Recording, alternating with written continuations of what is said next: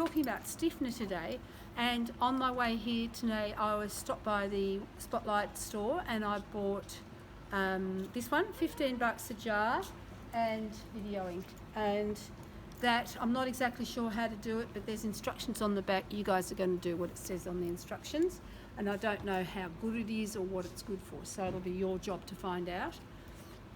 This is PVA glue, came from the hardware store. This needs to be diluted 1 part this to 6 parts water, so it's not too thick. Be aware with this stuff that when it dries, it's not going to re-wet. This one I'm not sure. This stuff here is great for very light and diaphanous materials.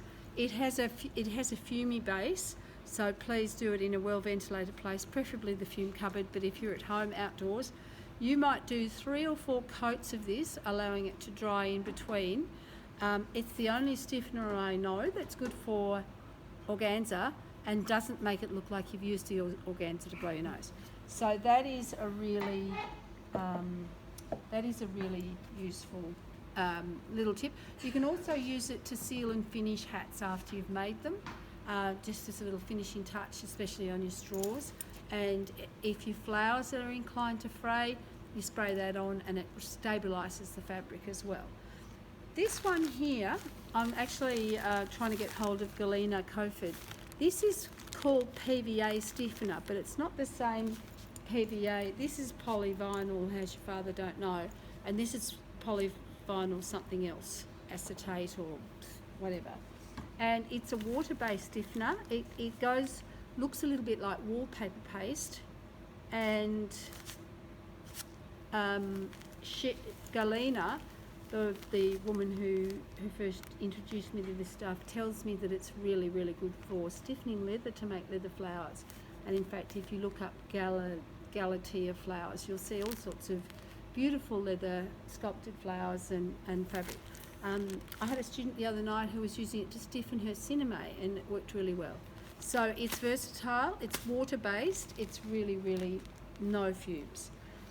This one here is Manny's gelatine sizing, and again, it's got the instructions on the bag. I don't use the gelatine terribly much, but it is another water-based option. Now, there's one that Lindsay has that is dissolved in methylated spirits, and my understanding is it's shellac. It's slightly yellow. We have a jar mixed up. I'll just grab it out of the fume cupboard.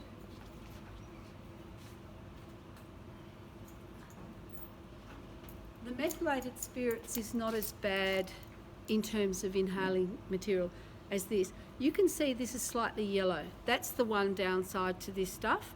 Again, you can use it in an ordinary open room, probably better in an exhaust fan or outside where it's nice and breezy. This is a glass jar, so just don't drop that.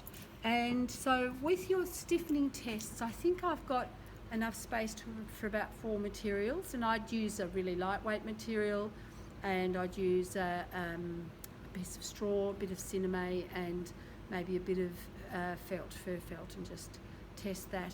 If you really know it's not going to work, like 100% stiffener on felt, don't even bother testing it, because you already know you're beyond that stage in your career.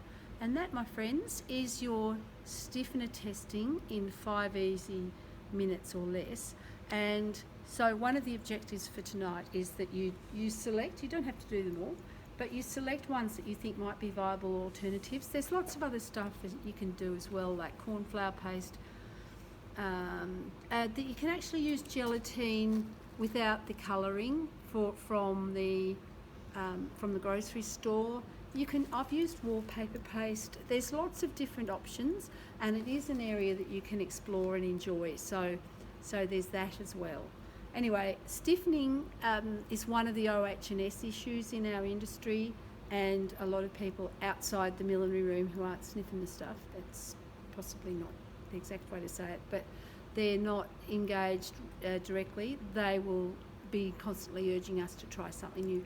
I know why I use the ordinary stiffener and what I use it for, but I need to really be aware and workshop and learn these new ones so that we can actually keep improving the safety of our industry. Thank you.